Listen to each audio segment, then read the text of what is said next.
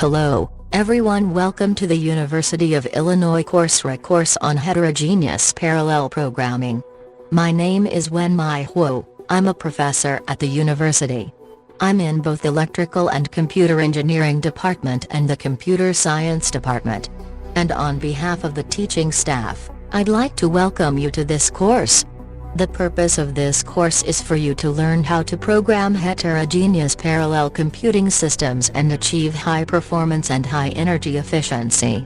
And while you do so, we'd like to also help you to understand how to achieve full functionality and maintainability for your code. Like to teach you, in the programming style in which you can expect your code to be scalable across future hardware generations. And towards the end of the course, we will also teach the programming interfaces and the concepts that will help you to make sure that your code is portable across vendor devices. In terms of technical subjects, we're going to start with the basics. We're going to be teaching parallel programming APIs, or application programming interfaces, tools, and techniques. Once we cover the basic material, we'll go into the core of the course, which is the principles and patterns of parallel algorithms. And through the course, we also introduce processor architecture features and constraints that you need to understand well, in order to achieve your performance and energy efficiency goals. Again, my name is Wenmai Huo. And if you want to send me email, here's my email address. And please use square bracket Coursera HPP to start your email subject line. I'll be looking for emails with this subject line on a daily basis. I like to acknowledge that there is a very strong team of teaching assistants for this offering. We have Abdul Dakik, Zat El Haj, Tom Jablin and Andy Shu, who are University Illinois staffs, who have been working on the various infrastructure and the contents, and so on for this course. And we have a very strong team of community TAs, and these were outstanding students who had achieved in the Certificate of Distinction from the previous offering, and they have kindly offered their time to help you to learn in this offering. And this course contains an enormous amount of intellectual contents and POP. There are many people who have contributed to these contents over the years. In particular, I'd like to acknowledge my co-author, Dr. David Kirk, and who has also been my collaborator and co-conspirator for many initiatives in the past several years. My former students, John Stratton and Isaac Gelado, have been teaching various forms of this course with me, and of course, they have added so much to this course. John Stone, who is the lead developer of BMD, and he has been, adding much application, content, and examples and so on to this course. And Javier Cabezas is my current PhD student who have been helping me to update the contents of the course. And Dr. Michael Garland at NVIDIA Research, who have been helping me with so many algorithm contents and important feedback over time. Of course, all the TAs and many other people have been adding and refining these contents for us. Since you're watching the video now, you already know how to get to the Coursera HTTP website. However, you should also know that we will be able to find handouts, quizzes, labs, and lecture slides in the website. In this offering, we're going to give you the option of weekly view versus classic view for all your work. In a weekly view you'll be able to find everything you need to do for this course during each week. And this is a very easy way for you to ensure that you have completed all your work for that week. But if you strongly prefer Coursera web page layout and so on, then you will be able to also use the classic view of Coursera.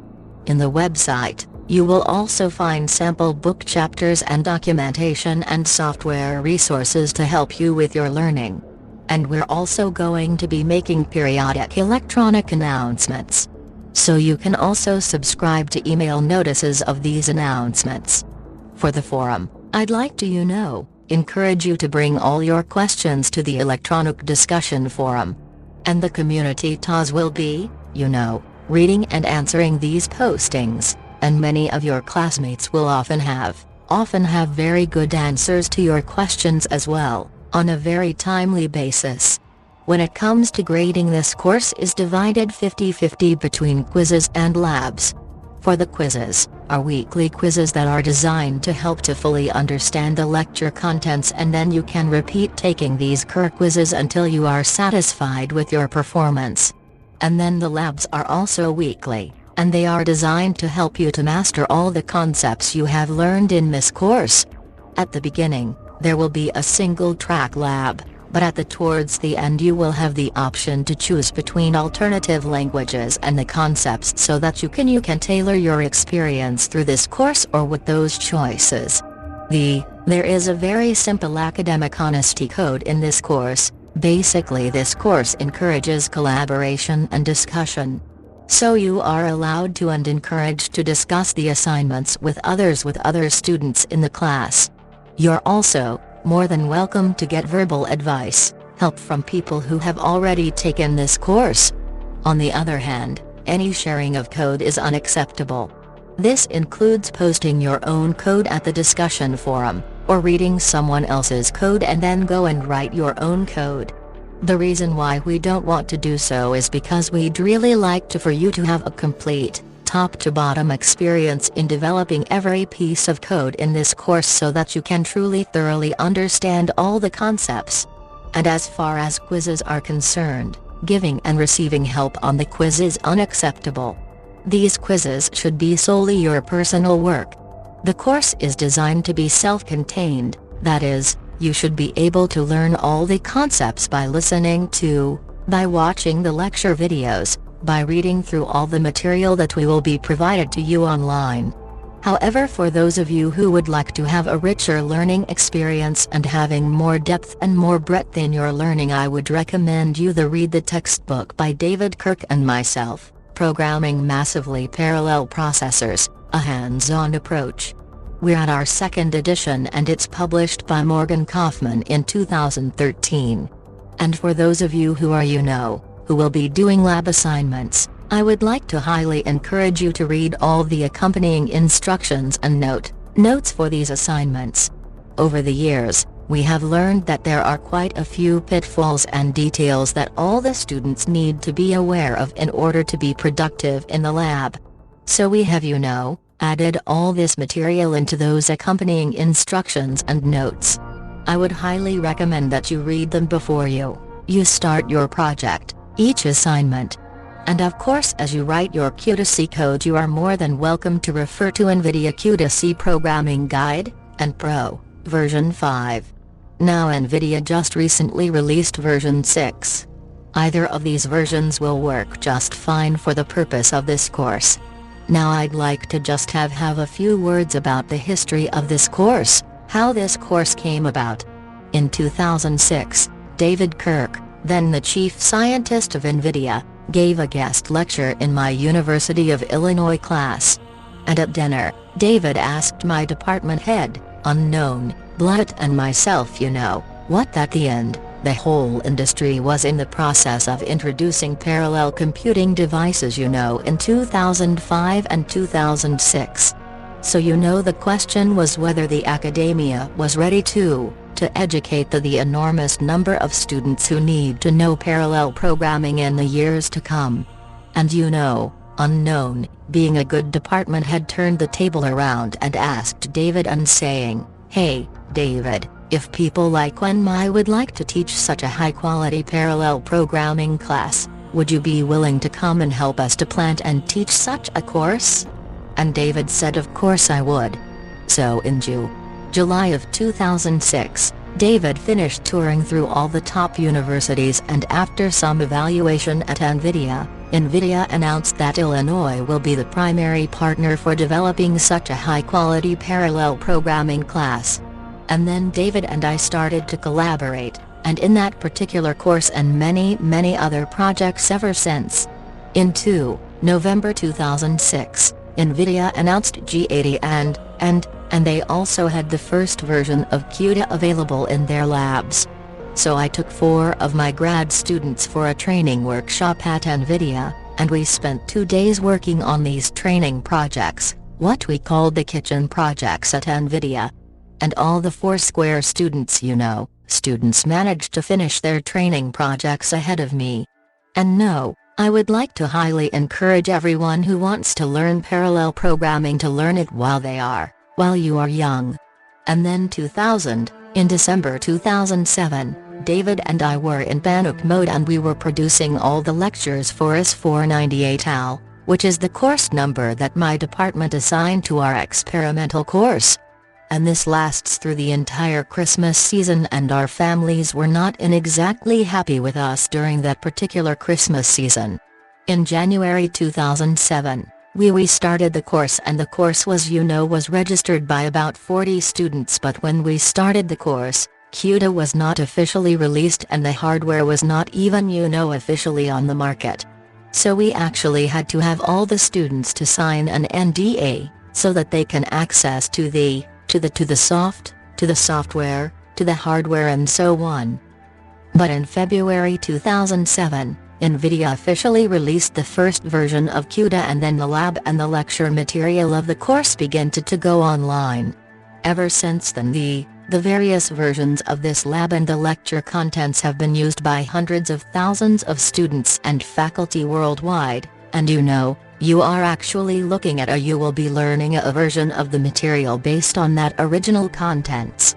In March 2007, several application teams, including the NAM team at the University of Illinois, posted University S498AL class projects.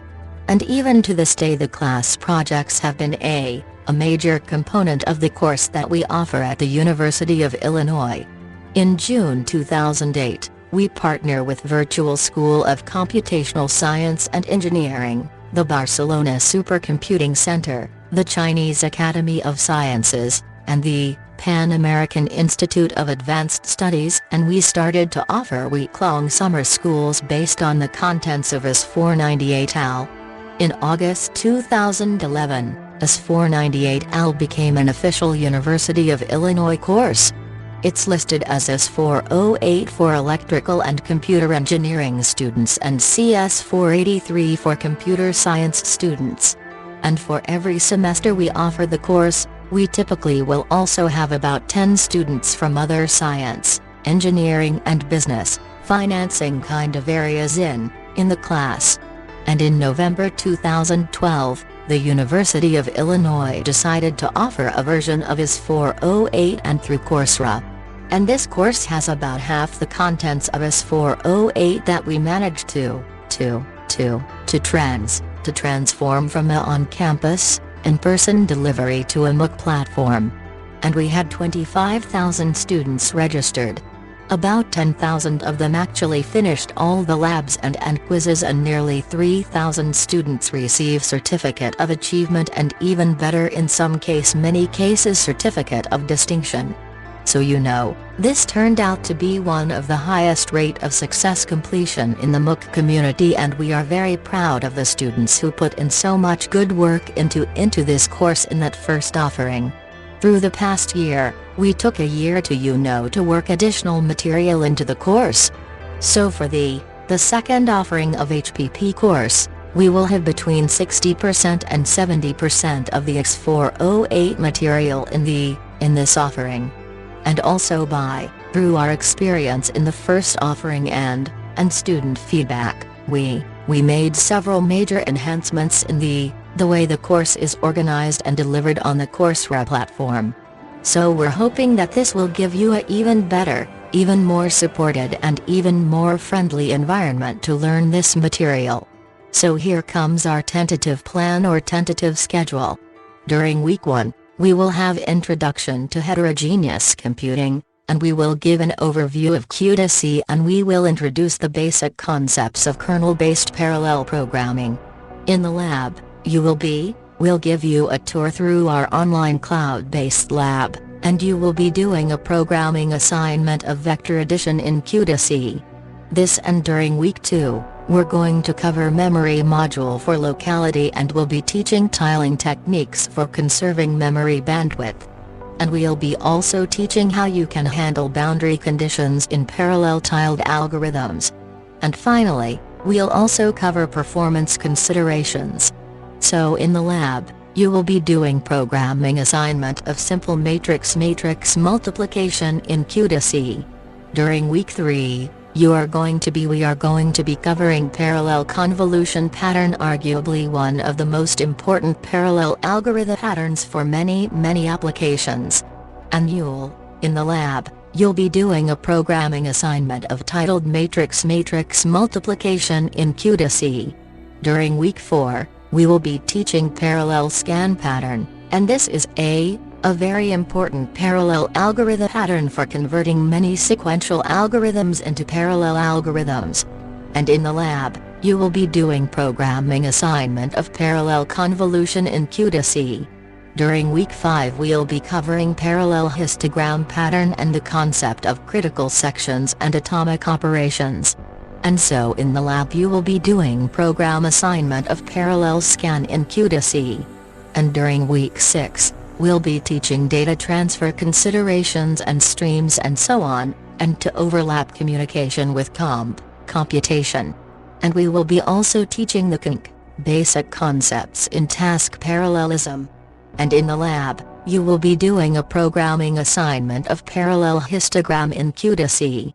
Week 7 is the beginning of broadening your knowledge base for parallel programming, so we will be introducing you to OpenCL, to C++ AMP, and to OpenACC. And these programming interfaces are close relatives to Q to C, but they will also allow your code to be portable to other vendor hardware. And in the lab, you will be doing a programming assignment of vector addition using streams in Q to C. In week 8, we will do a course summary. And we will also cover some related programming models. And Thrust is a productive library, parallel library, for Qt programmers. Bolt is a productive parallel library, primitive library, for OpenCL programmers. And then we'll also talk about Qt Fortran, for POP, those of you who would like to be able to apply your knowledge to scientific computing. And in the lab, we'll have a programming assignment of simple matrix multiplication, with your choice of OpenCL, OpenC++ AMP, and OpenACC. During week 9, we will not have any more lectures, but it is a week where you will be completing any remaining lab assignments with an optional bonus programming assignment in the choice of OpenCL, C++, AMP or OpenACC. At this point, I'd like to acknowledge the generous support from Personify. And there video technology has enabled the recording of these lectures. And I like to very much thank them for their generous support and generous donation of their time and efforts. So at this point, again I'd like to welcome you aboard, and I look forward to working with all of you in the next 9 weeks. Thank you.